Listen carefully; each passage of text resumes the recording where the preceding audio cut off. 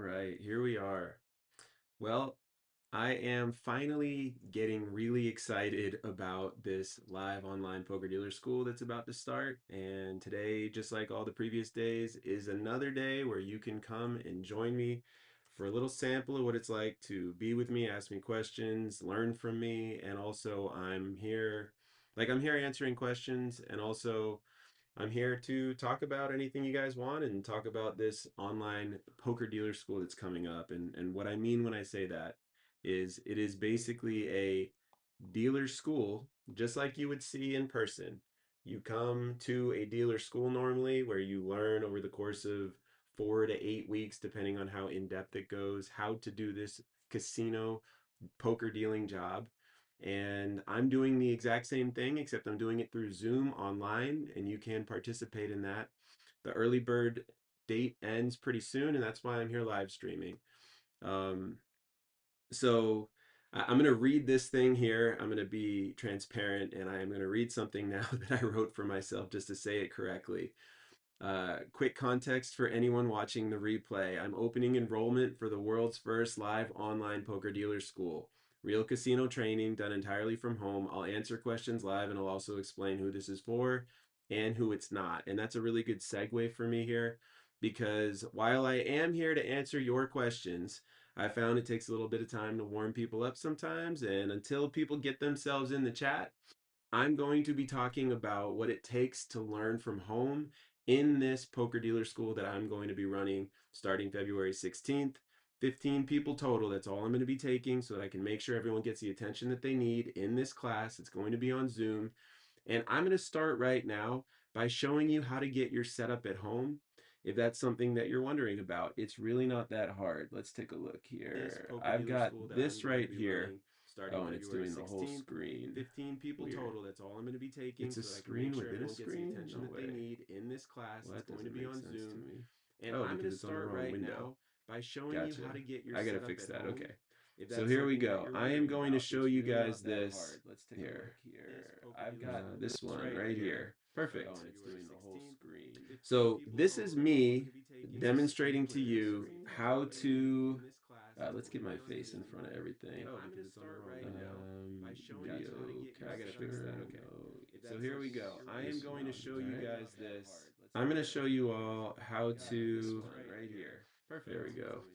It'll move me over here So for a little this bit. is I'm going me to show you all how to get your setup demonstrating at to home. you how I'm going to show you how to to make it so that let's get you my can face very over here. easily I'm gonna be start in right my now online by showing school you how to get with your your setup own at home. practice setup at home. So That's here we go. really I am simple. going to show you guys And I this. have I'm going to here, show I you call this all Mark's True how Poker Dealer to Amazon right storefront. here. Amazon Okay. recognized me as an I'm gonna move you influencer over and so that allowed everyone me gets to the create view. my I'm own gonna show you how to Amazon get your front setup at store. home. And you I'm can gonna buy the show you stuff how to through here or make not. it I'm so just that going to be you showing you can literally what very it takes. easily It's so simple. be in So my online if you have school a dining room with your table, own if practice you've setup got a at dining home room that's table at home really or any simple. type of a table And I that's have here, reasonably I call this Mark's sized, True Poker Dealer Amazon look at this. storefront. All you got to Amazon do is just recognized me as buy an this right influencer here. and allowed me to create This my is own the Amazon front simplest store. felt you can And you can imagine. buy the stuff through Okay, here or not. I'm just casino going to be showing layout you felt. literally what it takes. I It's chose so this one simple. right So here because if you have a it's a dining pretty room good table, size. It's if you've 36 got by a dining room 72. It's table at big home enough or for you to be any able to type of a practice on, table that's and this will work with me. reasonably And look at that. sized, That's nothing right look there. at this. All you got to So do this is is just buy one this thing right that you here. would get, and then you would combine it This is with the this. Why would you simplest get felt this you can underneath it? So imagine. again, Okay, this is casino the right layout size felt. as well, and I you would chose get this this one right underneath it here because because it gives you it's a that. Here, pretty let good me size. It's take 36 this by off here. 72. It's big But enough that for was you to me. be I able gotta to. take this off. It gives you that little bit of padding. So, like, if you ever tried shuffling cards on an actual dining room table, you can't get under the cards like right here. It's tough to get your thumbs under if you're on a completely hard, flat surface. So instead of that, what you would do is you would get this little rug pad, put it underneath, and look at that. It's $10 on Amazon, and it shows up very quickly. You would get this little rug pad or something similar to it. Like this one says February 4th is when it arrives to me. It's so simple, like a little bit of felt, rug pad. You've got yourself a whole surface now. You don't need to buy a table. You don't need to do anything crazy. As long as you've got an existing table of some sort at home you can practice on, or even a desk that's big enough, right? That's literally all you need just for the surface. And then there's a couple other items here. You could get yourself some chips. This set right here would do totally fine. $48.99, real simple. Okay. If you want to get something fancy, go ahead. It's your setup, it's your home for you to learn with me in class. It's totally fine. Um, oh, it says my audio is repeating. Is that still happening? It's an echo. All right. I think I know why, but I got to figure that out. My audio is repeating. It's not this, and it's not this. Well, that's weird.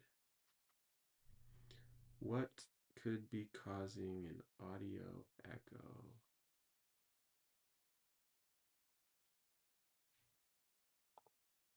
Thank you for telling me that. Um, oh, it's good now. Okay, cool.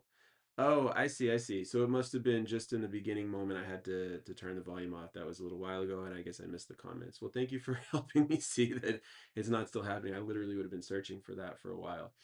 Um, Also, hey guys, what's going on? Good to see you guys in the chat. Just as a reminder, it helps the algorithm for me. If you like this video, it doesn't impact you in any way. So if you're there and you're watching and you don't mind giving it a like, it just makes it so that more people will see me, and I appreciate that very much. So we talked about the felt here, literally $18.99 if you have a dining room table, the padding that goes underneath it so that it really feels like the right surface, another $10. This is how to create your own home setup so you can be in my live school where we're on Zoom and you're learning just like you would in an in-person poker dealer school with me. And then over here you can get these chips. This chip set would be more than enough. If you wanted to get two of these, you'd be a superstar. I have two of these and I have some other chips as well, and it's more than enough. But if you just notice how much red is here, some people like to have the extra red, and I totally understand. Um, and let's see, a deck of cards. I get the expensive cards, and I tell people to get the expensive cards, but it's still only $21, right? So really these will last you. This one setup, these two decks, the Copags are solid. They will last you the entire time you're doing all this learning. So two decks is literally all you need. If you wanted to get fancy and get more, you could. Totally fine. And then we got some cut cards over here, another $8. You can see this. Um, and this is way more than you need if you find less, or maybe you could just go to your poker room, your local poker room, and ask them for some cut cards. Be mindful though of the size, right? So um, let's see, these are bridge size here, and over here, I'm suggesting bridge size cards. The cards I have right here are poker sized. Poker size is bigger than bridge size. They're both used in casinos. They're both used in poker rooms. It's just a question of what the poker room you're going to has. I actually have zero preference. I used to like bridge better. Now I don't care. They're all cards. They're great. As long as they're hard plastic and solid cards, I like them. Flexible, bendy, hard plastic, I guess. So hard plastic might be deceiving, but you guys know what I mean. So we've got the felt, the padding, the chips, the cards, the cut cards, a tray, right? A tray is so simple. $16. You got what you need. You could literally just put it on your surface. It doesn't need to be a cutout. If you want to get fancy, you can come up with a solution to have it. But you can just have a tray here. It lets you get everything you need. And then if you're going to get a tray, you need spacers for sure, a dealer button and some other Miss Blind buttons and stuff. And then in order to be in the class, you would probably get a tripod, um, maybe a chair. You could just sit on any chair you have there. Instead of a tripod, you might get this right here. Oh, I'm not showing it anymore, am I? Everything you need. Hold on, let me bring this back up. You need spacers for sure. Message retracted. So and some other yeah, so we've got like it's super simple here. You got these, the chips, the cards, the cut card, a tray, $16 for a tray, $8 for the cut card. You might get this right. $21 for these good quality Copag cards. Some spacers, dealer button, Miss Blind buttons, a tripod. Yeah, so we've got. I use a one of these little things instead. It's like a little magnet mounter because I have a phone that has that. You might want to get a chair that's optional. And then if you really want to go for it for like 150 bucks, you get this table. It's the same one that I have here. And I will warn you, it takes about 2 hours to assemble, and there's a couple tricky parts. So if you do buy that and you're going to be in my class, reach out to me before you do any of the drilling into the actual wood. I just want to make sure that it's correct for you so that you can have a better setup. But it's having a setup at home so that you can learn to deal poker is so simple, truly simple.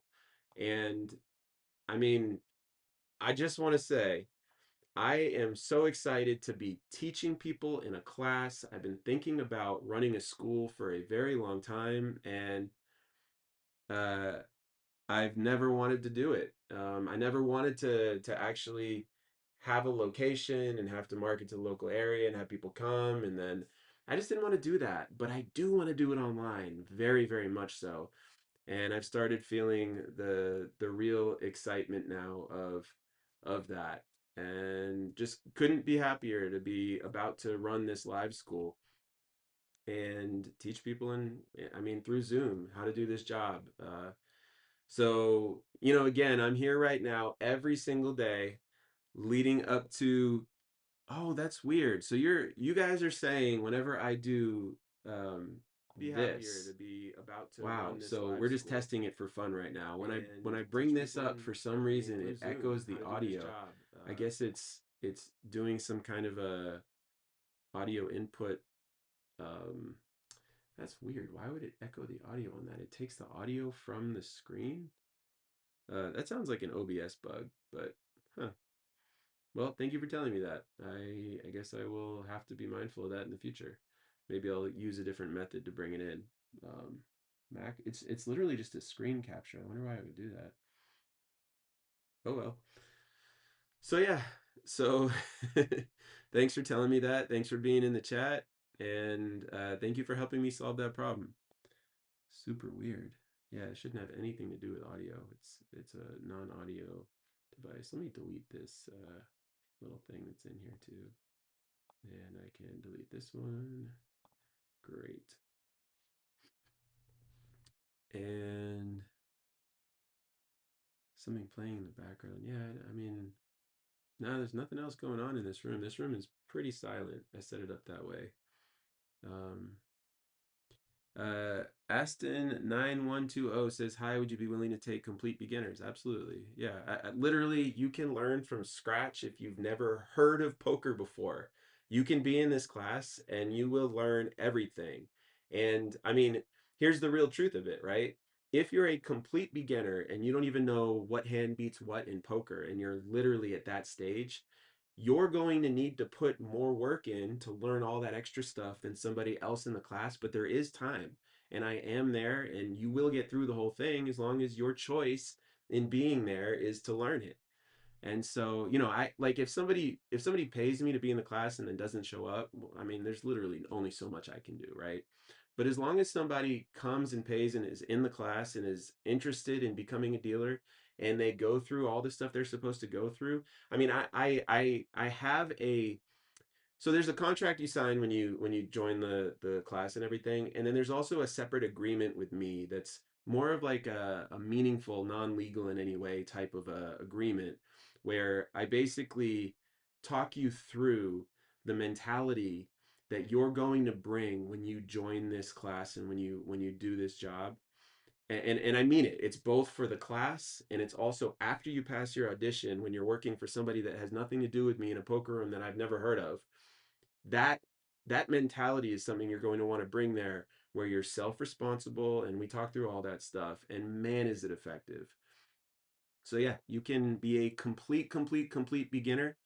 And maybe in your specific case, if maybe you should reach out to me and just tell me your situation. If you really really want my insight, I'm happy to just have a chat with you. And just remember, once the class fills up and all the spots are gone, they're gone. But as long as there's openings still, which there are still today, yeah, absolutely. Let's see. Etterby said, "You're welcome. I went through a dealer school in Cincy, Ohio, and I watched your YouTube video, and now I'm the goat." Amazing. Love hearing that. It's not noise from the room. It's only on that browser. You have two tabs up. It might be playback on one of those. It sounds like you. Yeah, it's super weird. But it's gone now, right? Since I don't have that up anymore, it's totally gone now. Um, Oh, I appreciate that. You said after that, this guy is a great teacher. Just watch previous videos.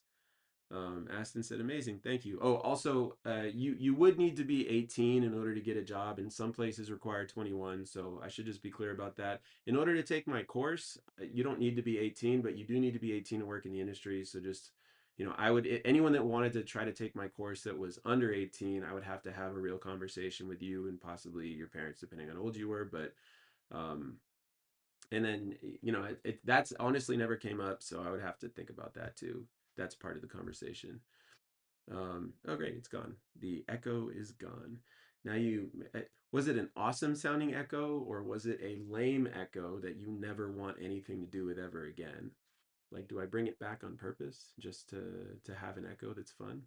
Sounds like you didn't like it. That's what it sounds like to me. Um, Aston, if you're still here, I'd be curious to hear like as someone who is a complete beginner, I'd be curious to hear what makes you want to be a poker dealer.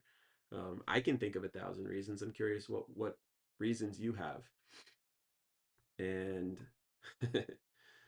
definitely also reminding everybody here that's watching, if you have questions for me or anything like that, slide into the chat, get in there, and let's hear them because I'm here to answer everything. And yeah, I was last night after I did the live stream, yesterday there were more demonstrations. And, remember, I'm doing these live streams every single day through the end of early bird up until the 3rd. It's partly to be here for you guys. It's also as a way to promote the fact that I'm opening the world's first live poker dealer school that's online on Zoom. And, you know, oh, you couldn't hear me very well. That's all. And I forgot what I was going to say. Let me read this comment. First time outside home games, retired and bored is my reason. Made it in this time. Oh, hey, what's going on? Let's see. First time outside of home games. I think that you commented on my last video. Just to remind me, it says Big Germ version 1.0. Just remind me, you're the one that said that you are thinking about being a dealer and you're like 50 or something like that, and you asked if that's too old to be a dealer. I think that was you, and if not, just correct me and give me context. But just to speak to that anyway, right when I ended my live stream yesterday, maybe not right when it was, since I ended the live stream, there was a comment basically asking like, is 50 too old to become a poker dealer? Oh, yes, sir. Excellent. And I really appreciate that comment. My now very close friend Jerry, um, you were saying you were happy to be starting school online. That's true. And there was a thing that I wanted to say, and I remember it now. But I'm still gonna say this about the age thing. So there's so many people, but you gave me a reminder here. There's so many people that have asked me over the years, like seriously, how old is too old to start doing this job, right? So the answer is the person who helped me create the original True Poker Dealer videos is my very close friend Jerry, and he was in his, I think it might even have been mid 60s, and I think he was lying to us and telling us about 60 at the time, and he laughed and told me that later. But when we started, when I started this YouTube channel, I could not do it alone. I did not do this on my own.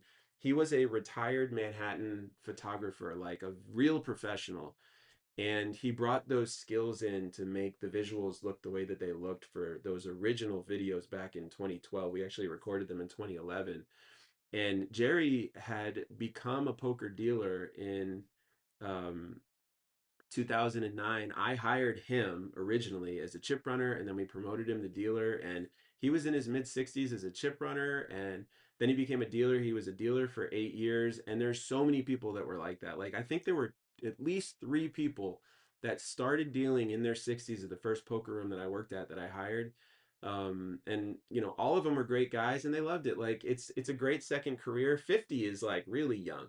The one thing that I'll say is you sort of need to know yourself. There is a required amount of dexterity in order to be able to do this job. There just is. We were talking about that a little bit yesterday. Like, in order to hit your ceiling, you have to be really good with dexterity. I'm not talking about that. I'm just saying there's a basic level of dexterity that a person has to have, and that's for you to be able to evaluate. But I mean, in order to be able to do this job well enough, it's not that much dexterity. It's just enough. And then also, um, being older, a lot of people don't think of it this way, but being especially in your 50s, like you've learned some social dynamic, and there's a lot of stuff that when a person's 18 is actually much harder for them than it is for somebody who's been in the world a little bit and just has this grasp of how to talk to people. Because as a poker dealer, the way that the players talk to you and the way that you talk to them is a reflection of your life experience a lot of the time. And that first interaction when they talk to you might be a reflection of their life experience, but then everything that happens after that is a reflection of yours too. And it is so much easier if you've got some real life experience talking to people in all kinds of settings to be a poker dealer. And because of that, like I actually think 50 is a great age. You could do this job until you're in your 70s easily. Now, obviously, that's my personal opinion, but and it depends a little bit on the poker room. Like, there's some poker rooms that require you to to work sometimes 12-hour shifts. Um, that can be hard, but there's a lot of them that you'll never get stuck that long. And yeah, I think that I appreciated that question. I'm glad that you're in the live stream today. And if you have any follow-up questions around that, for you specifically, this is the place and the time to ask. Like, I'm happy to talk through anything you want. Um, let's see. Oh, Aston says, I've always just been curious about it. I think it could be fun talking about being a complete beginner.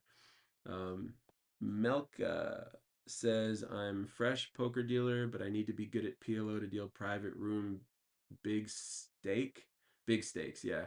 How do you teach those of us? I mean, so for you specifically, there's two options. If you wanted to be in my live online school that's coming up very soon, you could. You're already a poker dealer.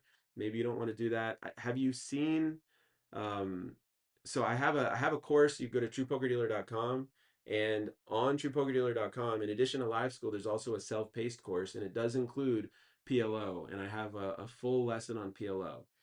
If you sort of already know how to deal PLO and you really want that like next level of help in order to be able to deal like a private room high stakes, which I'm assuming you're saying like yeah, big stake, right? Um I'm assuming that you're talking about like a lot of poker rooms, they have the sort of the private room at the casino, and they don't get allowed in there unless they're good enough. Um, and I mean, the simple thing is that's something that we would just work on. If you wanted to be in the live school, the way that the live school is set up is we go through everything from the beginning, with all 15 people that are in the school. And every single person that's in there is going to get individual training as we go. Now, in your case, if you are an experienced dealer already and you still want to be in the live school and you want to be working on your PLO game the whole time, that's okay. Whenever it's your turn, see, everybody else that's in the class is going to get one-on-one attention during the class at times, and you are too. And when it's your time for that one-on-one attention, they're going to be interested because that's what their future is. That's going to be a few weeks out. So if you wanted to come and join the live school, you could join the live school. We would be on Zoom. You would need a setup at home, and you would absolutely be able to get that one-on-one instruction, and it could just keep going and going and going. The other option would be for you to do one-off sessions. It's a little bit hard for me to know with a one-off session exactly what you need, because like when you're telling me you want to be able to deal the private room big stake game, which I like the way you say that. um, I don't know for sure exactly what you need. Sorry, I'm bad at spelling too. It's okay. Trust me, I got plenty of faults. As poker dealers, we don't care about that stuff, right? Like, obviously, we want to be able to communicate, but this isn't the line of work where that stuff matters as much as some others. But yeah, my point is like, I would, I mean, yeah, actually, you know what? We would just have this conversation in the school. Um, and in the school, if you were to join the school, we would talk through this stuff. And if you wanted to do a one-off session, I would have to start by really understanding exactly what's required of you and exactly what you need, and then I'd be able to tell you how many sessions we could do it in. Maybe it's one, maybe it's multiple. I'm open to doing one-on-ones. I have a way for that as well. And then you could also just sign up and be in the class. And I mean, we would dedicate all the time, especially if you're an experienced dealer. We would dedicate all the time. I would probably clean you up a little bit for your regular stuff if you wanted to. I mean, that's part of the point of the school in general, right? Um, I honestly, I think of dealing poker as three different stages, and I talk about this sometimes. Stage number one is everything you need to learn in order to pass that audition. You've already passed that stage, right? Stage number two is the stage that you're in. Stage number two is the place where you're basically already hired, and we all know, everyone that's watching right now that is or ever has been a poker dealer knows The moment you get that job as a poker dealer, that's when it gets challenging, right? Now you have to figure out, how can I make it so that I keep up with the pace of the game to the extent that the experienced dealers can deal at. That's what the players expect of you, and to some degree, that's what the supervisors expect of you. And the higher stakes games, so some poker rooms, they have every single dealer has to go through every single game, and that's how the poker room does it. Other poker rooms do not send certain dealers to certain games. And here's why. And I understand this. Let's say that you've got a high stakes poker game in a casino where the casino has table games, slots, and all kinds of stuff with lots of action. You want the players that are playing in that poker game to be very happy. Why do you want them to be happy? Because those people, if they're happy, might gamble in the rest of the casino. So you specifically as a poker dealer actually don't care that much other than job security is the truth. But the casino itself does not want people to have bad experiences that have large amounts of money, because then they're less likely to spend that large amount of money in the other parts of the casino. And so not sending less experienced dealers to this high stakes private game is something pretty common. And if you're talking about an at-home private game, all right, well, they have a very high expectation for a private game at home. And as always, I just want to be clear: I don't support people going to deal private games that are illegal, but there are legal private games as well. So it doesn't automatically mean that. I'm just being clear.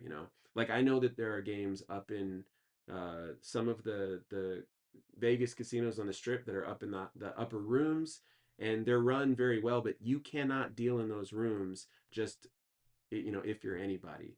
You need to have experience in a certain way. And so depending on what you're looking for, I can absolutely help you there. Yeah, watch the video, but I just want practice with you. Okay, if you want practice with me, it sounds like you got your answer. And it sounds like you know what to do. So, Marc, MARC, at truepokerdealer.com, if you want to talk to me about setting up a one on one. And if you want to be in the class, then you'll get a lot of attention. You get a lot of feedback session time, and we'll do it that way. Um, and also, I'd be curious, like, what state do you deal in? Like, where are you located? That does impact this stuff, but we could also talk about that separately. But I appreciate that question. Thanks for jumping in with that question. Um, Legal. Oh, you didn't need to answer that. That's funny though. Let me see. So Stacy Rogers said you were a solid dealer with a lot of experience. If you're talking to me, I appreciate that. If you're talking to Melka, then Melka appreciates that. Um, the poker world is a fun world in a lot of different ways. It's a small world too. I was saying the other day when I was doing the live stream, I literally sometimes can't believe when I go to Vegas, I can't believe how many people I know when I'm there. I'm just like, this is far from where I live. It's far from where I work, and yet I know you, I know you, I know you. And you walk into this poker room, I know somebody. I walk into this poker room, I know somebody. Whether it's a player or a dealer or a supervisor or any of that stuff. Um, so earlier, let me see. I was saying that.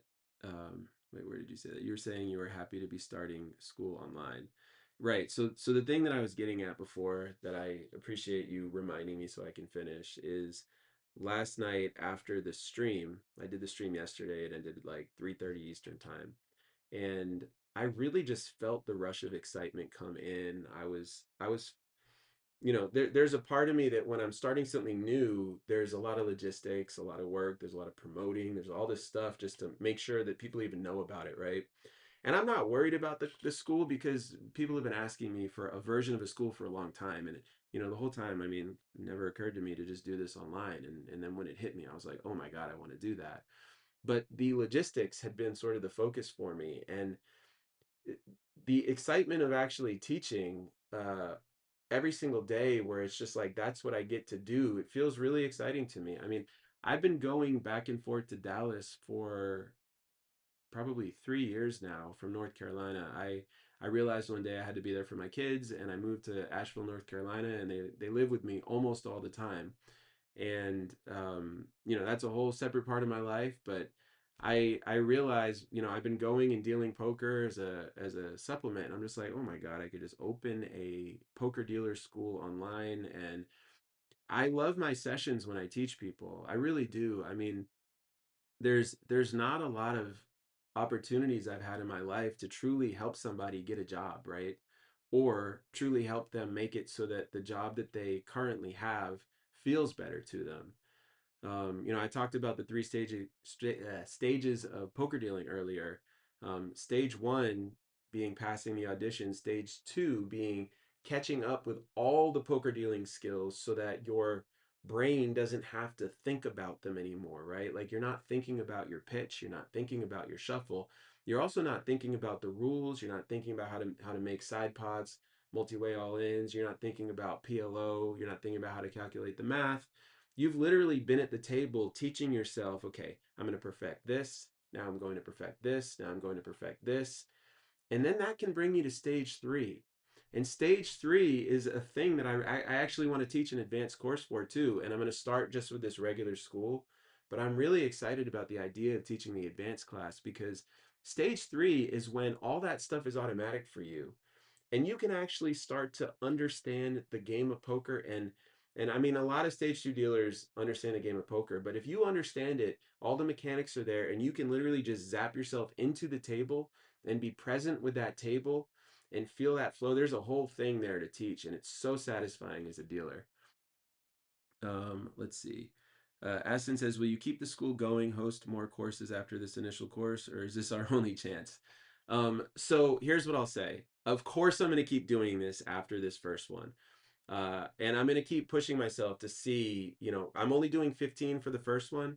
I'll see how many I can do for the second one. If I get through the first one and I feel like 15 is the right number, I'm going to keep it at that. So these things, what's going to happen is they're going to sell out faster and faster is the reality of it. I mean, after I do the first one, you're going to probably have a smaller window to get in. And this is the one that if you complete this course with me, the first one that I do, this is the one that it's going to be done in time for the World Series of Poker. So this year, your only chance to get to go and do the World Series of Poker is probably with me, is probably going to be if you take this specific first course and you're one of these first 15 people. After that, yeah, I'll still run it again, of course. I mean, this is a thing I'm really excited about, and I believe so. I've got it set up right now. It's a 6 week course, and then after the course, there's 2 weeks of extra time for anyone that's in my class, where anybody could learn in 6 weeks, but also people have lives, and I give homework a lot of the time, and there's a lot to do, between classes a lot of the time, and that's on you. And if you need to go a little slower one week or something like that, like you get 2 weeks after that. I'm not going to start another course while that's going on, I guess, unless I am in the middle of it and I realize, you know what, I totally can. But yeah, chances are I'm just going to do one at a time and it's going to be one course every 8 weeks. Something that I do with people is these one on ones. And some of you that are watching might know about the one on ones with me, where it's a video call, a video Zoom one on one with me, where I record it and I give you feedback in the middle of the call. And then I give you instructions to go back and correct yourself to the point where it's habit. You don't have to think about it. It's a great process. There's 2 weeks of those sessions available to people in the class where they're just so helpful. I can't say enough about them, and that's after the 6 weeks. If someone passes their audition, they're done, they're great, they go and I'm saying their audition with me. They've got their video audition that you in the class, by the way. When you pass your audition with me, you get a copy of that video and you can send it to poker rooms, and there are some that will hire you for sure if you pass an audition with me. The audition with me is tough. And if you don't pass the audition with me, you get feedback sessions for 2 weeks after the class for week 7 and 8. If you want to give it another shot, give it another shot. I'm there for you. That's what we do. He said, how do I get information on dealing the World Series? Um, Let me get that for you.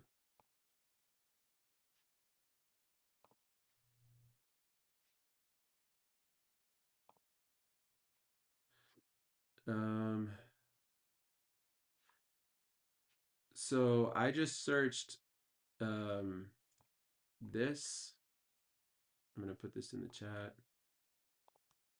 I just searched this right here, World's WSOP Dealer Reference Guide. I did that because I know that there's an actual reference guide. And then the second listing there, the first one, good job, Vegas Aces. She's a friend of mine. She basically does what I do for table games. She's on YouTube and she also has her website. And she's got the WSOP Dealers Reference Guide showing up first. She beat out WSOP Dealers and Staff on Google. That's funny. And so there's some phone numbers there, how to contact us on the WSOPdealersandstaff.com um, site. Usually, let me see. Also, I'm pretty familiar with this. Usually, they require auditions in like April at the latest, sometimes in March. Well, I'm saying you can audition in March, and um, let me see. Yeah, that should be enough for you. You just search that in Google, and then you can see in one of the results there what you need. And just to be very clear, I try to always make sure that I'm clear about this. I am in no way affiliated with the WSOP. Um, However, I've obviously been there. I've played in an event. I've never worked it before, but I have talked to so many people that have about so many different things, supervisors and dealers. Um, and let me see, I think it was the 2006 WSOP Dealer of the Year, is someone that I know pretty well. And she nowadays she's also a floor there. And so, whenever I'm there for it, I say hi.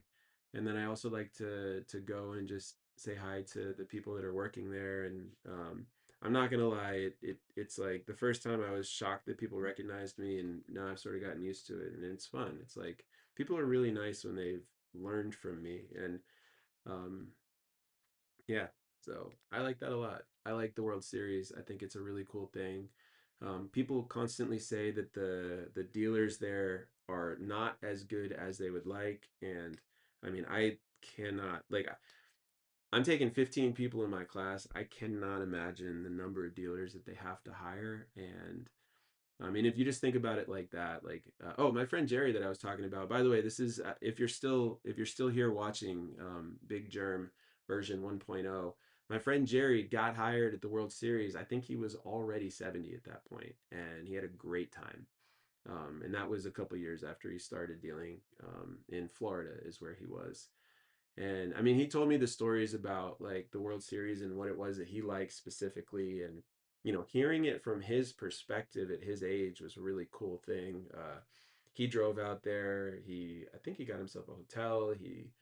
Uh, he chose to go. There were a lot of like sit and goes, instead of like dealing. I think he dealt some of the actual events because basically in the morning he explained back then, which was not too long ago, but it was before 2020.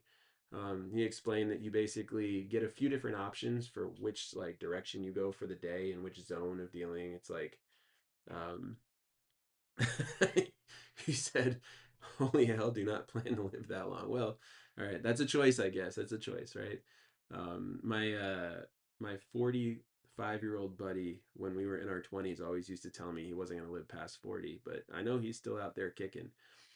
Um, well, anyway, uh, gotta go. Thanks. Good luck. Hey, I appreciate that, and thanks for all the messages in the chat. Always nice to have you here.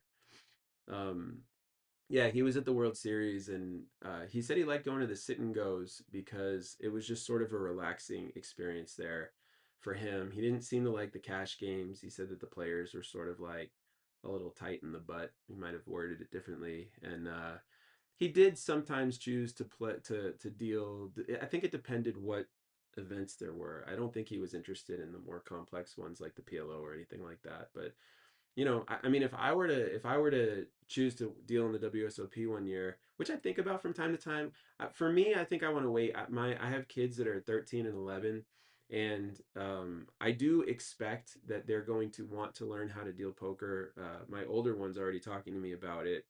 Um, and I mean, he's into all kinds of stuff. He's into music and all that stuff. But whatever happens, if he ends up dealing poker, I would actually love to go to the World Series with him and have that be both of our first time. And I think about that sometimes. I'm like, oh, do I want to go? Nah, I can just wait. And then if he ends up not caring about it or not wanting to do it, then I'll just go on my own one year. But it's also a lot easier for me to think about going to deal the World Series when I don't have kids in the house anymore, right? I mean, I know it's in the summer too, but still, like, especially in the summer sometimes. For those of you that know, you know. And yeah, so let me see. Uh Stacy. Oh, Stacy. It's funny because I saw Stacy Rogers and I was like, name sounds familiar, gotta remember. I got you on your voice promos for the next class. It's funny because the second that I saw your name before I read your message is when I realized it just now. And then you literally said it right here. Yeah, Stacy, you have by far the best. I want to call it like a commercial voice. So I've dealt poker plenty of times to Stacy in Dallas, and there was one time years ago at this point where I came to the table, and he did this like real deep, like real professional, deep sounding voice announcing true poker dealers coming to the table. I forget exactly what you said, Stacy. If you remember your quote, that would be fun to hear. But I'm happy that you're in the chat. I like that, and um, I got you on your voice promos for the next class. I love that. Yeah, I mean, I cannot think of anybody that would do it better than you, literally. And one day honestly, one day I hope to be professional enough in True Poker Dealer to deserve to work with you. That's actually how I feel about it. That's pretty funny. Uh, yeah, I appreciate that. And, you know, in some ways, you've sort of been there on my journey. Right around the time that you did that when I was at the table, I was actually still pretty uncomfortable being recognized as true poker dealer in the poker room at that time. It might not have been clear to you, but it was like until I came to Dallas, like I really hadn't gotten that much attention. Even though I'd been the one that had been teaching online and my stuff had been on there for a while, I hadn't really gotten that much attention when I came to Dallas because there was no poker dealer schools and there was no and there was all these poker rooms opening up and all these dealers needing to be trained. I found out after I got there coming to deal that a lot of people had like almost half the room had learned from my stuff, and it was funny because I was out of practice. It had been a while, and I'd spent most of my career supervising. And so, you know, there I go, getting into deal in this Texas poker room I hadn't really dealt in years. I'd been doing a whole entrepreneur thing on top of that. So I hadn't even been supervising in years either. And I come and I start dealing, and uh, my experience was people were disappointed that I wasn't better. And I'm just like, well, give me a break. It's been almost a decade since I've really done this. And you know, all the multitasking of conversations about your poker and stuff too is really interesting as well. Trying to multitask and be able to do it. But I mean, honestly, I've definitely evolved myself as a poker dealer in Texas, and that's in a really good way. I mean, the games in Texas, if you've never been to Dallas specifically, those games are much deeper than a lot of other games that you see. I mean, a $1,500 max buy-in in 2-5. To be honest, I haven't gone around the country in the last 5 years to see what the caps are, but I don't think it's 1,500 for 2-5 in most places, and 500 for 1-2 no limit as the cap is larger than most places too. And the games, like, they play better. But anyway, I love that you're here in the chat, and I wish there was a way to let you in and have people hear you right now because your voice is so satisfying when it comes to just like that type of a thing. It's just incredible. And I also like you get me sometimes. I don't realize you're at the table, and then I hear it. I just start looking around like, oh my God. Although recently I've gotten a lot better at sort of scanning the table every single time I sit down. When you're a stage two dealer, I was talking about the three stages of dealing. Stage two being when you're hired and you're trying to catch up to all the skills so that you can deal at the right pace. Even as an experienced dealer going to a poker room you haven't been at before, that's a thing too. When you're a stage two dealer, uh, you got to just catch up and like you get to the table, you got to make sure that your procedure's correct for all the things you're supposed to do. Like, do I know how much cash is in the bank properly? Am I doing the right thing? Am I coming into the table from the right place? That stuff takes a little while. There's like 150 or more details like that, and so you get a little overwhelmed, even me when I hadn't dealt for a while. you get a little overwhelmed and you don't do that basic thing like just as you're waiting, scan the table, make sure you know exactly who every single player is at the table. I talk about that stuff in sometimes on YouTube, and we talk about that a little bit in the course, but that's more for the advanced course, which that'll come later. But I appreciate that. It's cool seeing you in here in the chat too. So anybody else, you have any questions, anything that you want to know? I'd be curious when you joined the chat today, for anyone that feels like answering this, when you joined the chat today, did you already know that I'm opening the world's first live online poker dealer school, right? Did you already know that I'm going to be running a dealer school just like a regular dealer school where people go and they learn how to do it, but it's going to be on Zoom? I'm just curious if you already knew that. It's a genuine curiosity, and like I said before, I am quite excited about this. And also, I'm looking for people to be in the chat. I want your questions. Me talking to a camera. I'm not a very good monologuer. I wish I was better at monologuing, but I am quite good at dialogue when somebody actually is talking to me or in the chat in this case. Um, so, whew, let me think. Is there anything else that I wanted to go over today? Let me see.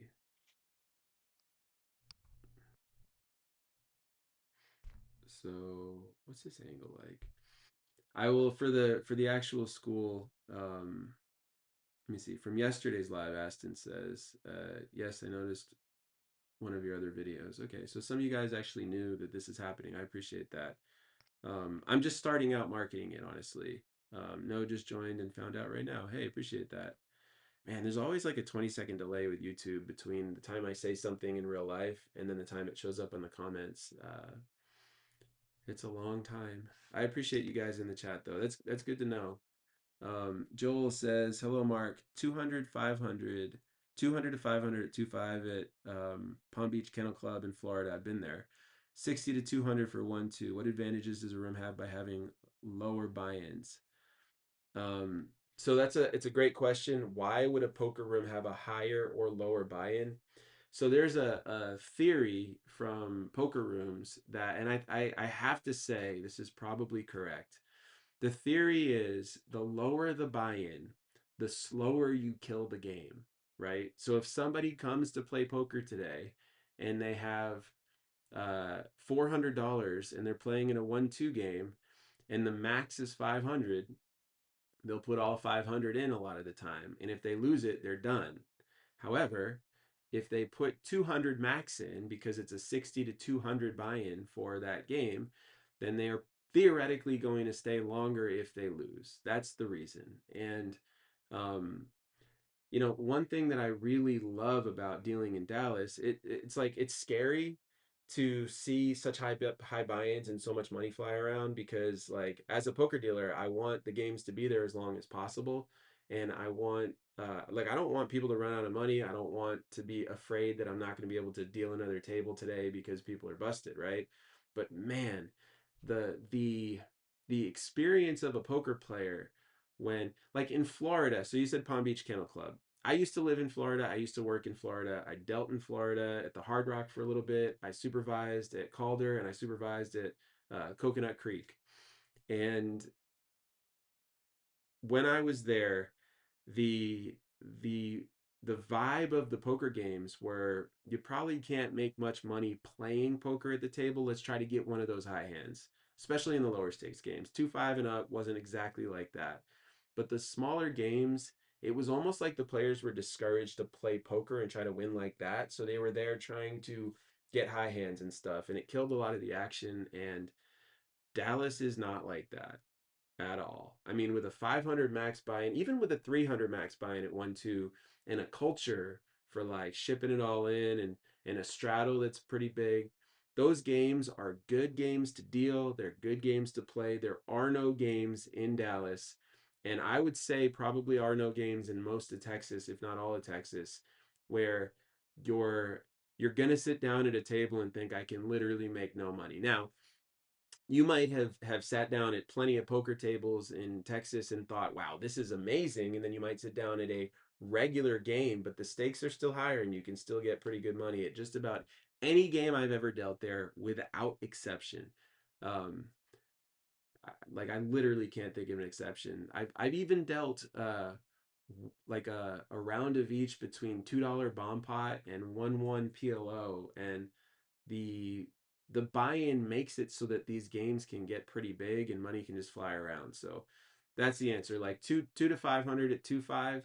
A lot of poker rooms they want to cap the 2.5. It's still a good amount of money. Don't get me wrong. If everyone buys in 2 to 500, but it's definitely more money on the table, and the pots definitely are bigger when it's like 2 to 1,500. And it used to be 1,000 max buy-in match the stack. So once the stacks get up, someone can just dump chips on the table. Those were great games for the players. The dealers actually didn't love them that much because, I mean, what is it that a dealer's looking for in a poker game, right? We're looking for games where the players are willing to tip, and um, also we're very appreciative, of these rooms that are in Texas for sure. Let's see. Variant said, yes, I knew from the previous videos I've been going through the course already, so I've been on the channel a lot. Oh, great. Well, I appreciate you telling me that. The context for that being my question that I asked earlier, which was, did you know that we have online live school coming up? I appreciate that very much. It's interesting. This is day 3 in a row of me live streaming. I used to live stream every Tuesday, and I really liked doing it. And now my lifestyle has been different for the last few years. I mean, I was live streaming a lot, a little bit before COVID and during COVID, and then for a couple years after that. And then like I moved, and once I moved, I pretty much, when I started at Texas Card House, I stopped live streaming as much. I still did some interviews and stuff like that, and I liked it, but I gave up the regular live stream back then, and it hurt a little bit. Like I felt disconnected from YouTube. I felt disconnected from all of you that have questions, that want them answered, that all that stuff. And recently, since I've been in North Carolina, going every other month for 2 to 3 weeks to deal poker at Texas Card House, I'm dealing every day when I'm there, um, which I'm so appreciative that they let me do this. Like, you having the flexibility of being a poker dealer in one of these Dallas rooms is unmatched. I actually I was thinking about creating a piece of content where I try to reach out to people, and if you're the right person, like, let me know. I want to know if there's anyone else like me that just wants to have regular conversation, maybe like podcast style, but on YouTube once a week, where we just talk about how to make the industry good and we use existing examples, right? So, like, there's so many things that they're doing in the Dallas room that are incredible. You can literally work whatever schedule you want there in these Dallas rooms. It's mind blowing that they figured out how to do this. Truly mind blowing, and it is the absolute best. Like, the dealers there, and the dealers there appreciate it too, like truly appreciate it. And that's mind-blowing too, that the staff is appreciative. I mean, for you watching right now, if you work in a poker room, how many poker dealers truly appreciate the room they're in? Usually it's not really like that, right? Like, a lot of the mentality that I've seen over the years is there's a level of appreciation, and then there's also a little entitlement, and then there's also a little bit of like, man, I just want them to make it better, and here and here and here. These rooms in Dallas, like, I'm not saying nobody complains ever about anything, but these rooms in Dallas have gotten some things seriously right. And Marc, MARC at truepokerdealer.com. Send me an email if you think you might be the right person to do some kind of a weekly YouTube video where we discuss these things. I would love to just like name these things one at a time. Part of the reason I'm really excited to be doing this online live school over Zoom is because I do really well in dialogue. I do not do well in monologue. So I'm looking, like, I could just create videos where I talk through these things. I actually started doing that, and I was like, oh, I hate doing this alone. I would love to do this with somebody. Um, Variant says, yeah, the Dallas room is amazing. That's why I'm trying to break in there. I was actually practicing there just this morning. Hey, amazing. The only bad part is that they are so full on dealers right now. It's going to be tough to get in there right now. I mean, and that's how it works, right? So whenever and that's true. It's been a little bit harder to get shifts for dealers there recently, just because they have more hired. There's tons of shifts between the two poker rooms. There's so many shifts in that Dallas room, but it's been a little harder to get shifts there recently because there's more dealers that want them, right? And then over time, one thing that's consistent in this industry, so consistent, is that there's always turnover. So people always move on for this reason, that reason. Don't burn your bridges. Do not burn your bridges. But people move on for all kinds of reasons. And when they do move on, then eventually, whenever it is, you got to hire more dealers. My experience is it's usually for a large poker room like this, it's usually about 3 month cycles, 3 months, and then they'll need dealers again. If they really overhire too much, it might be like 4 to 6 months before they need them again. But I don't think it's going to be much longer than that. It's just the nature of the beast. Like people just move on and move on and move on. And part of it is like sometimes you have dealers that they just want to. One of my favorite things about doing this job is I've got to live in different places working in the same job in the same industry. So I've done this job in Washington State, I've done this job in Florida, I've done this job in Texas. I did it in a few different places in Florida. It's really cool. You get to experience the country. Obviously, you could do it in Vegas, you could do it in California. There's so many different places that have poker. So once you get in one place, when you pass that first audition, you get hired in that first place, you start learning how to do this job. Every single place has slightly different rules, but you just go in and you learn the new rules, and you can pass an audition if you've been doing this job anywhere. It's a really cool way to experience the country, especially if you're young. So yeah, I mean, I totally hear you. The only bad part is that they're so full on dealers right now. It's going to be tough to get in there right now. I don't know if it's you or if it's someone else. I was just texting somebody that literally just got themselves a job in the Dallas room as a cashier, and it's only 3 days a week. It's not as much work as they need in their life, but it's a great way to get started. Cashier is a good place to start.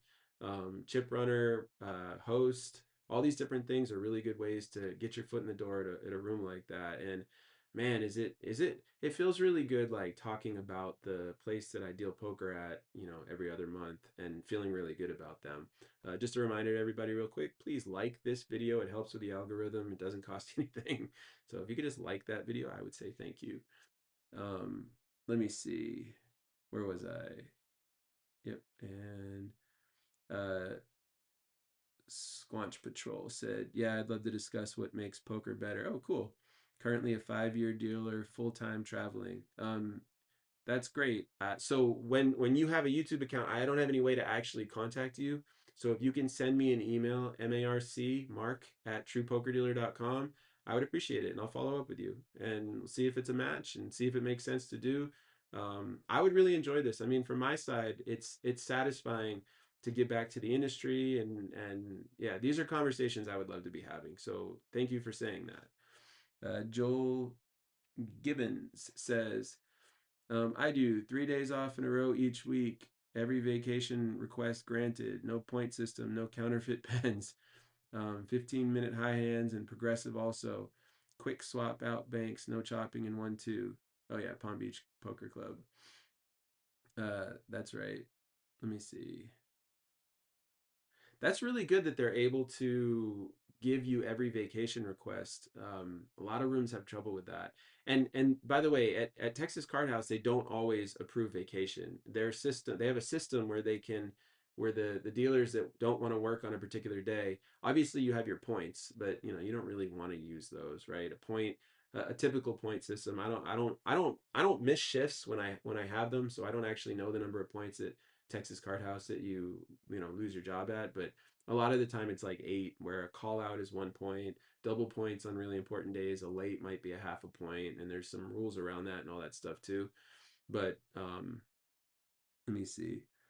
You said 3 days off a row. Yeah, with Texas Card House, dealers can offer their shifts to other people that want to work them literally whenever they want. You could do it. And you get your schedule really early too. Like, I mean, I don't know how early you think that is. Maybe a month in advance a lot of the time. So people just put their shift up for someone to take, and if they want to come to a deal where they don't have to work their shift, someone will work for them, maybe they give them a little money or something like that. Like it's a really cool system, and really intelligently done. And um, there's software deputy that they used to use. I missed that. It was really good at it, but nowadays they use Paylocity for it. But well, that's cool. Let me see.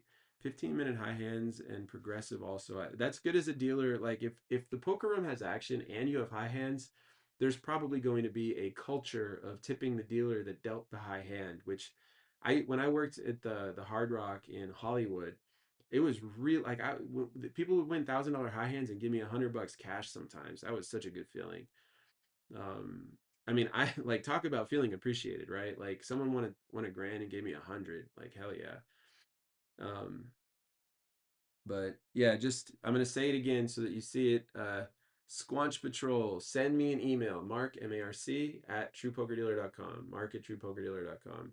Send me an email and we'll talk about that those videos. Let's see. The Reina Gamer. What's up, man? I watched your course back in 2012 before they turned members only. Thanks for the videos. I learned a lot from you. Wow, that is throwback a long time ago. 2012. I mean, that's when they came out, right? um, February 2012 is when I put the very first videos on YouTube, and so many people, they were free up until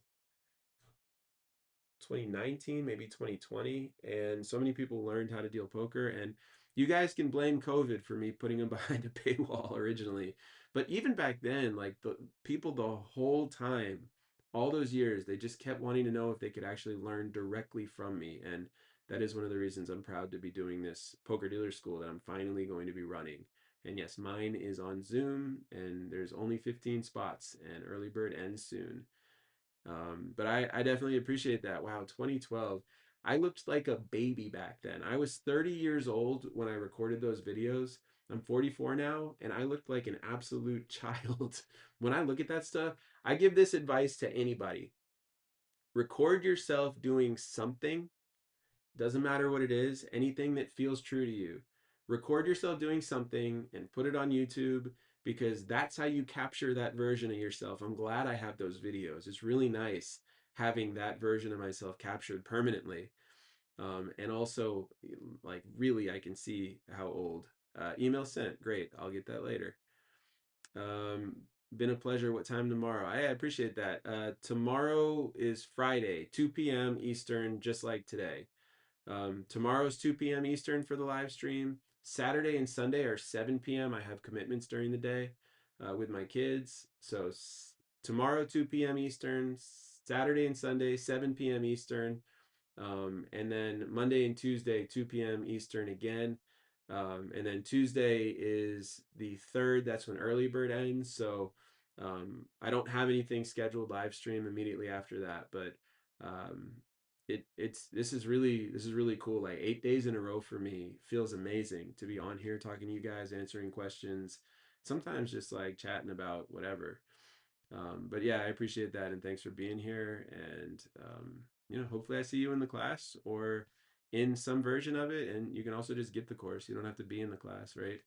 Um, and if you missed it at the very beginning of this video, the audio is a little choppy, but I was talking about like how to set up your own setup at home in order to be in the class with me. It's really simple, like really, really simple.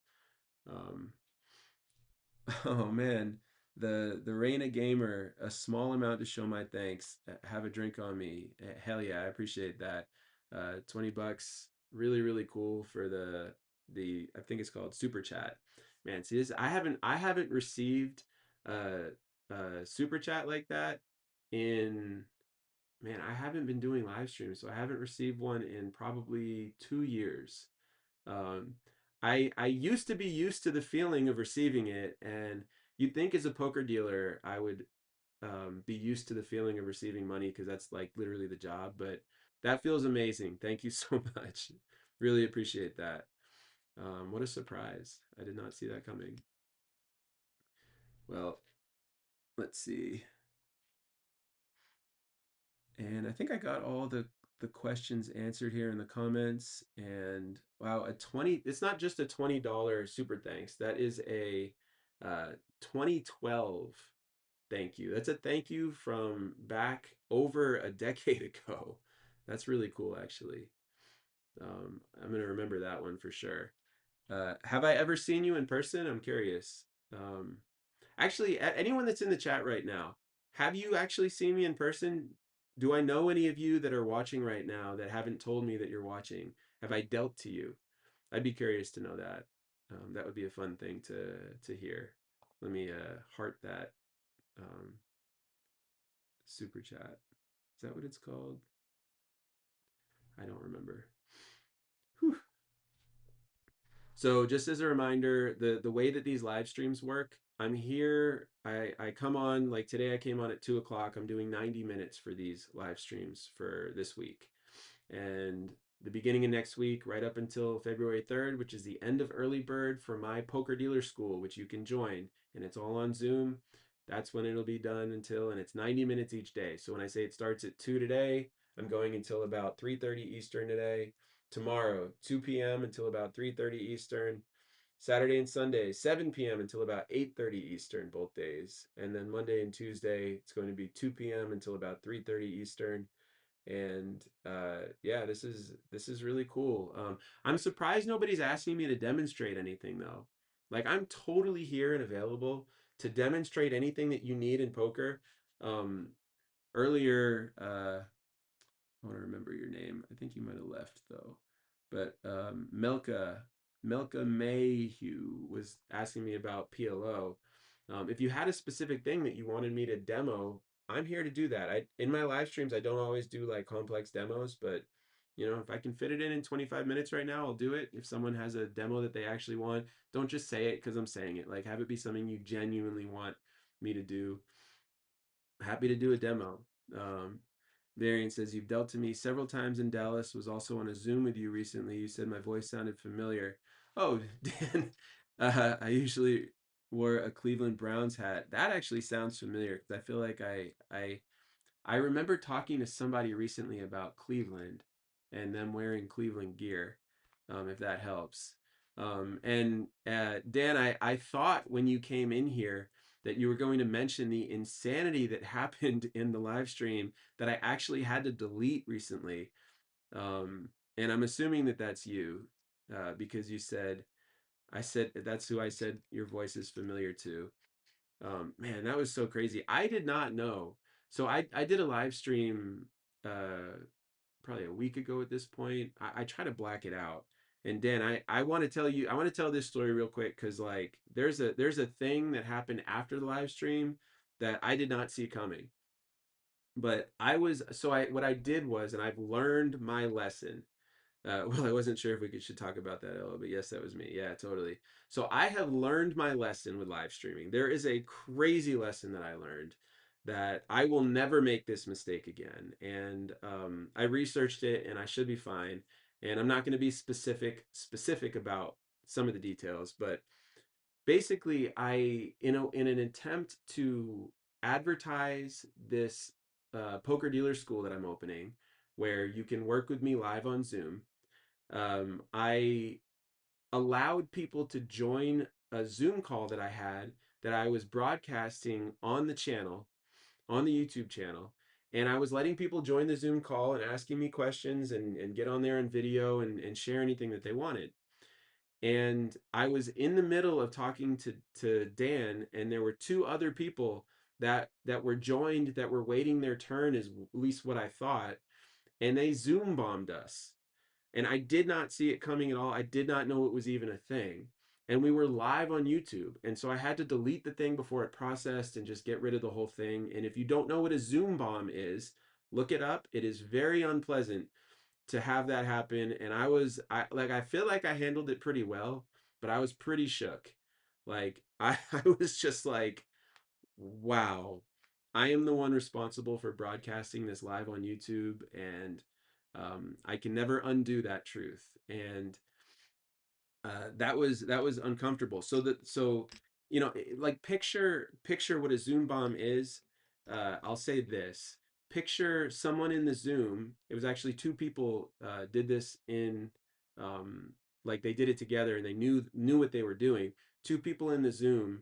Um, put inappropriate video up at the exact same time, or actually it was one, and once I turned that one off, then the other one came in. And uh it- you know like I just know that somewhere in the world one day one of the other people that were watching that live is going to bring that up to me, other than Dan. And it was like, that was a lot. I was shook that I had been the one that was technically responsible, even though I'm not responsible. I'm not the one doing it for putting that on the air. But after that, I was like, oh my God, I shut the live stream off. I went upstairs and I go upstairs to see my partner Haley talking to my 11-year-old because he was watching the one time that they watched my live streams, the one time. And so she was like explaining life to him because of what he had seen when he was watching my live stream. I was just like I cannot believe that the two of you were watching that. I cannot believe that. That's wild. So that's what happened. And it's weird to think that somewhere out in the world right now, there's one or two people that chose to do that.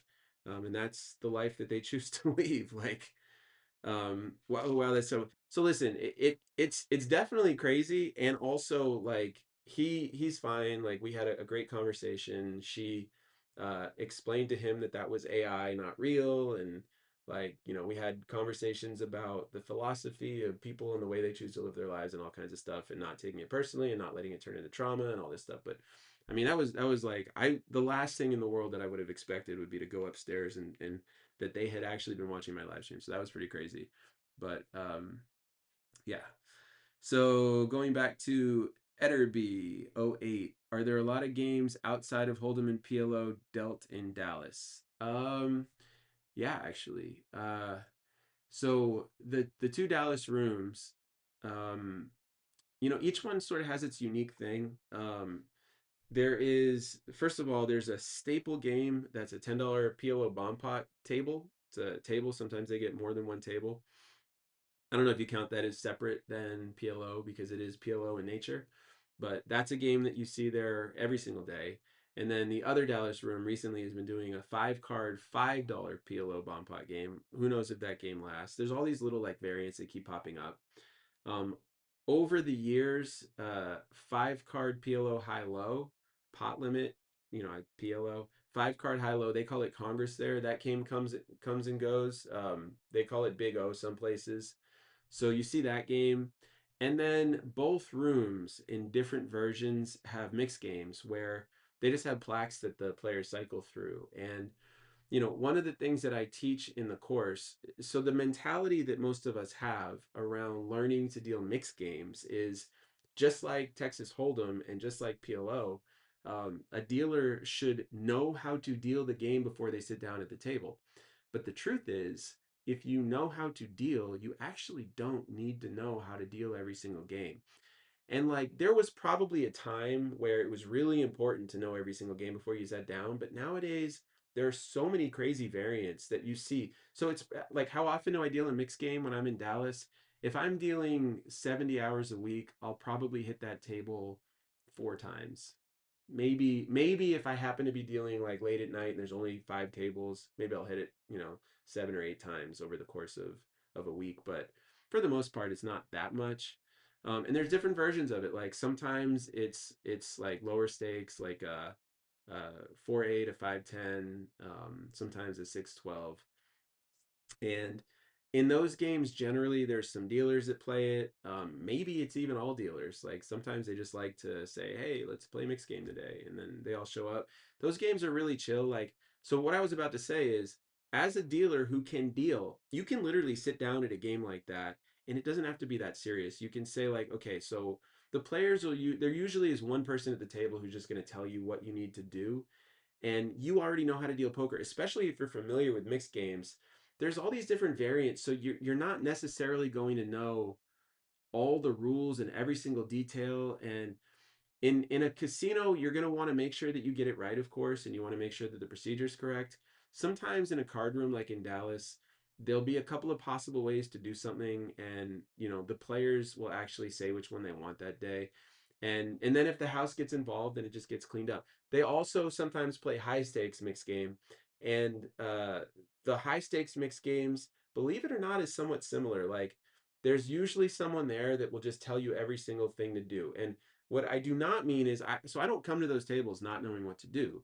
I know how to deal all these different mixed games, but like I remember the first time I was dealing in Dallas, they said, "All right, we're doing drama ha high." And I'm like, "What the hell is that?" Right?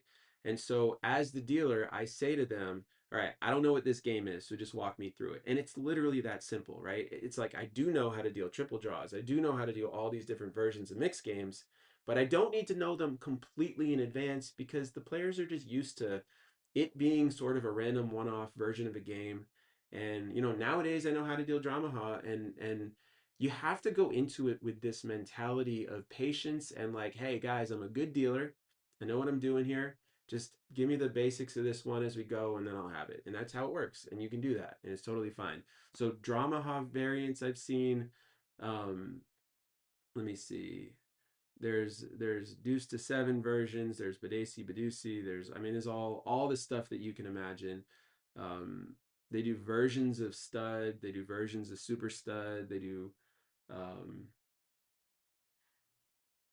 all kinds of stuff is what I'll say. And like it can be a little intimidating at first, but it's actually really nice once you get used to it because it's not the same old thing. Like I will say this, if I just dealt 5 card PLO bomb pot and then I went to the PLO bomb pot tournament table and then I dealt 10 card PLO bomb pot, or sorry, $10 PLO bomb pot, like that's a lot of cards I'm pitching on. I'm tired. If I do that, and then I go to the mix game after those 3 tables, I might be a little bit less excited to be there.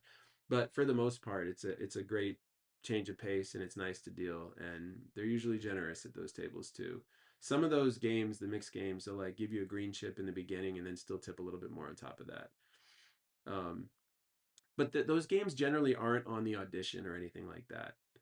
Usually it's just like, here's how you approach sitting at these types of games. And I mean, let's be real here.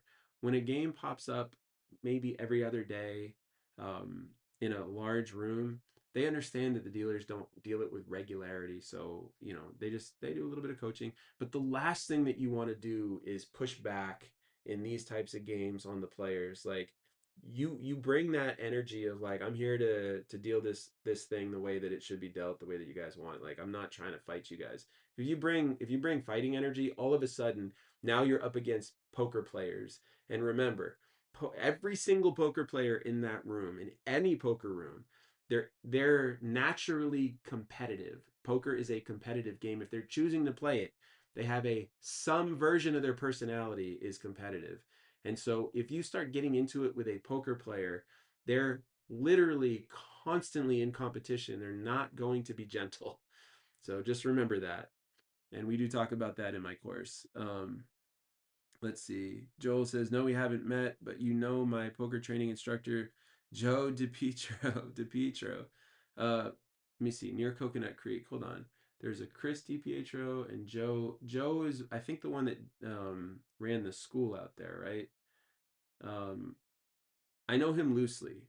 Um, Let me see, because I'm thinking of Chris DiPietro, Joe DiPietro. I think he's the one that ran the school out there. Yeah. All right. Cool. Um, I like Coconut Creek. I miss it there sometimes. The weather is really nice. We've had a freeze in North Carolina, and it hit Dallas too. And I looked at Coconut Creek during that time. I still have it in the weather app in my phone, and it was much warmer there, to say the least. Etterby says, um, Varian said, for the next couple days, I kept checking your channel to make sure it was still there. That's hilarious. I appreciate that, right? Yeah, man, it's a crazy world sometimes. Um, we can chat openly about it when I deal to you in Dallas next. Like we'll talk about actually what happened, and we can be specific unless people don't want to hear it. But that was crazy. Uh, is the bomb pot played different or the pot is just different? Um, the in a bomb pot, there's it's a double board bomb pot. If I didn't say that, then that's what I'm trying to say. A double board PLO bomb pot. So there's 2 boards, and you start the whole hand after both flops are out there. So it'll look like this, and we've got you got 2 flops, and so it'll look like this. Some dealers offset one of them to differentiate or whatever, and each board's going to get half. So, and actually as a dealer you stack the pot in this one because it's a split pot game by nature. So, somebody bets if a lot of the time it's going to be like 80. You get 8 players, it's 80. If it's 9 players, it's 90. And when someone bets pot, it's this amount. And then if someone bets and then raises, then it's just like PLO pot amounts in the double board bond pot. It's not that hard to stay on top of that, though. What ends up happening, this is true for PLO, and it's really true for PLO double board bond pots. The numbers that you end up having to come up with for pot amounts are so memorized after a while because they're the same numbers over and over and over again. So um, it's actually a pretty nice game to deal as long as the players are tipping. It can be a little bit frustrating if it's like you deal an entire PLO bomb pot dollar, deal an entire PLO bomb pot dollar, but it's almost never like that. And I mean, look, even when it is like, we can be appreciative that we get to have this job and be in this room and all that stuff too. Like, there's plenty of internal things that you can do to help your emotions when you're getting a dollar, like, not that often. Let's see. Yeah, that's truth. In Cincy, when tournaments came, we played mixed games. Players helped a lot. Yeah, exactly. So that's another good example. Like, I mean, you never want to not know what you're doing as a poker dealer, and there's a difference here too that I just want to be clear about. If I'm going to let's say that there's a large mixed game tournament, and that's pretty much what I'm going to be dealing today. Instead of going into that tournament with the mentality of like, if there's one cash game in the room out of about 20 tables or 15 tables or even 10 tables, if there's one mixed game cash game in the room and it's like 6-12 and the players are friendly there, I can go to that table relaxed. I don't have to think of anything in advance. But if it's a whole tournament, let's say that it's a $500 buy-in or $1,000 buy-in tournament, and there's like 10 to 15 tables or something like that, and it's a lot of my dealing experience for today is these mixed games. I'm going to ask some of these detailed questions about mixed games just to make sure that I'm on top of it. Even me, even me, because I don't deal it every single day. You don't memorize it the same way. It's just not the same. And so, if I know that there's a tournament today and it's a mixed game tournament, I'm gonna just make sure, like, okay, so in this game, I'll just ask the supervisor, I'll ask the dealer in the back. I don't we don't need to have pride about this stuff. You just literally get the information. And the one thing that can be annoying is if you ask a supervisor and they give you a wrong answer or something like that. Like, but then that's the thing. If the players are saying, no, no, you don't do it that way, you don't start with my supervisor told me. It's like calm down for a second and read the room, figure out what's true, figure out what makes sense. Instead of the pushback, my supervisor told me, you just like, okay, hold on a second.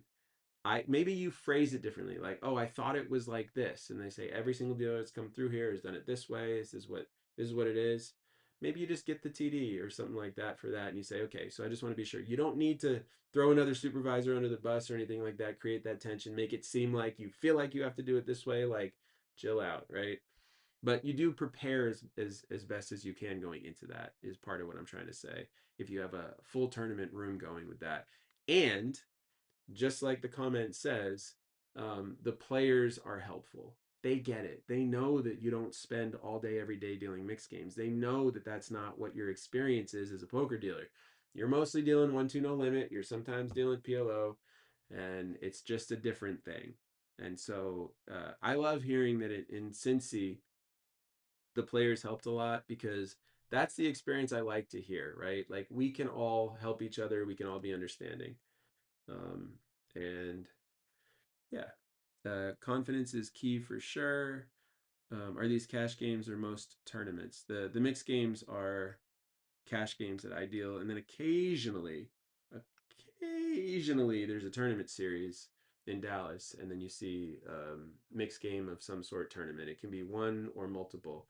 Uh, I forget exactly what it was. There used to be horse, and then I think that they changed it to something else because the order of it was inconvenient for some reason. I totally forget, but made sense at the time when they explained it. Actually, I'd be curious if anyone in the chat knows what horse turned into, just because I forget and I just want to remember. Um, I'd be curious to hear the answer to that. Um, what is that? Hold'em, Omaha, Raz, stud, and then stud eight or better, and then my guess is they changed the stud eight or better. They didn't want those back to back because people would probably forget whether it was a high low game or not. but I don't remember for 100%. Um, and Etterby says, y'all got more bad weather. Come and be safe out there. Yeah. There's a lot of stuff that got pushed back to this weekend from last weekend, and we actually got pretty lucky in Asheville where I am. Like, well, in the grand scheme of things, we got incredibly unlucky because a little over a year ago we had an insane storm with crazy flooding that was unlike anything I'd ever heard of or seen before. But and so we were all as prepared as anybody in the world for this winter storm. Like Asheville people were prepared. We've learned the hard way to be prepared for anything. And prepare we did. And then we didn't even lose power here. But I heard that it was like 1 million people didn't have power in different places, which is like I'm so like it's a scary thing. Anyway, stuff got rescheduled from that weekend to this weekend, and now I'm assuming they have to reschedule it again because we got another winter storm coming again over the weekend. Incredibly cold temperatures for like I'm not used to this stuff out here. I lived in I'm from the Northeast. I hated it because I was so cold all the time. Like I also didn't like how angry the people were. It just is what it is. Like I like people that are cool, and the people up there are really angry, but especially because of how cold it was up there. It was just too much for me, like too much. And I chose to go to college in upstate New York for some reason. It was so cold there too. So then I lived in Florida for like 11 years, and I used to think I needed to be in Florida to be happy, and then I realized, oh, I was traumatized from the cold, and I had to thaw out for a while. Now, Dallas, the weather in Dallas is pretty nice overall. It's a little hot in the summer. I don't want to be there in the summer if I can avoid it. The weather in Asheville is pretty nice, but we still get a little bit of winter, a little bit, and it's hitting us now, and it's a lot. Um, let's see. Etterby said, "Oh, you got more about yeah." Joel said, "No, not a school runner. Now he's a magician. Wife is Roxanne." Remind me what the context was for that. Hold on. What was the last thing you said? Oh, Joe. Oh, okay, I know Joe. His name is DiPietro. Yeah. Oh my God, Joe. I did a live stream with Joe. I call him Joey. That's why I don't know who you're talking about. He's been Joey in my head since day one, and I did a live stream with him that you guys should go back and look and find, and especially you. I assume maybe he told you about it. It was really really cool. I did a live stream with another YouTuber who had like 100,000 subscribers at the time. I don't know if their channel's still there or what's going on, but the question that we asked was, can surveillance or can a magician beat casino surveillance? And I brought Joey on, and I brought this other magician on. This was a few years ago, but it's still on my channel, and it should be in the playlist live stream interviews. And man, Joey was really good, or Joe as you call him, was really really good on that. And yeah, he's a great magician. Like I was blown away by some of the stuff that he was able to do in that. Like, why did I do that as a live stream? Because that's how you prove what's happening, right? Like, if these guys are doing this stuff live, that's a whole nother level than doing it in a recorded video, right? Like, all these people that are taking 500 takes to do all these things on TikTok and YouTube, if they did this stuff live, that would be a whole different level of being impressed. Well, Joey and the other magician did some things live in that live stream. Can a magician beat casino surveillance was the title of that. That was just absolutely mind blowing. And also, um, it's a really good conversation too. But yeah, uh, looking back on it, it's almost a little bit scary that Joey used to be a dealer. Like man, with that skill set, but also surveillance is video recording. Joel says, I've seen it, it's amazing. Yeah, totally. I mean, that was so fun to do that live stream, and I did a follow-up too with the other magician, not with Joey, but I appreciated the hell out of him for doing that. And that was on his birthday. He chose to do that live stream too. That was really cool. um let me see. Oh, Milk is still here. I actually have one question. If small blind moves seats in post, is that $1 should be dead? So generally speaking, in a cash game, when the small blind, we'll say right here, we've got, here, let me get rid of the board just to do this quick example. By the way, I've got a couple more minutes in the live stream. If I want to wrap up with a couple questions, I might let it go a little bit longer, but if there's no questions, then I say goodbye afterwards. So I'm going to give this demo right here. And say that you're about to deal. You got small blind here, big blind here, and a mouse over here. All right, we're gonna get rid of the mouse. So you got small blind here, big blind here, and this player in the small blind decides that they want to move to, let's say that this seat's open over here. These chips belong to this player. Let me get the keyboard out of here. They want to move over here. Most of the time, the general rule, I can't speak for every casino, but the general rule is that if this player leaves during their small blind hand and they play this exact hand, not the next hand, not the one after that, they play this exact hand, then your small blind is live over here and it's a big blind over here and these chips fall over by a coincidence. And so when the action gets around over here, um, say they call, we'll give this person some more dips. They only have to put one more in a 1-2 game. So I appreciate that question. And yep, that's the answer. And now I need my mouse in order to do stuff. So it is now 3:30. I usually stay here for 90 minutes. It's been 90 minutes. And so I will give you guys one more minute to ask anything that you want. And keep in mind it's on a 20-second delay. And so you really 40 seconds to ask anything that you want. And if you get a question in there, I'll answer it. If it's a whole demonstration, I might tell you, let's do it at the beginning of the next live stream. It's actually pretty nice to have something to start doing immediately as people are sort of warming up and then joining. But I will be here tomorrow, 2 p.m. Saturday and Sunday, I'll be here 7 p.m. This is all Eastern time. Monday, Tuesday, 2 p.m. And that's it before early bird. So early bird ends. My poker dealer school that I've opened is coming up. Starts on February 16th. If you want to get the early bird price, it's got to be before February 3rd. And also, there's only 15 spots total. So once I'm full, and then we all learn, and you can get the next one. But I definitely appreciate you guys being here. I don't see any more questions, and also I'm just estimating 1 minute.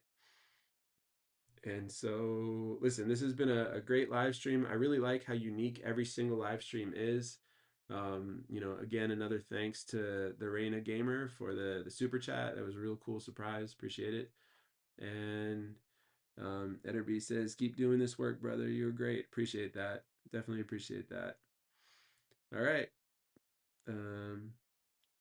Well, thank you. And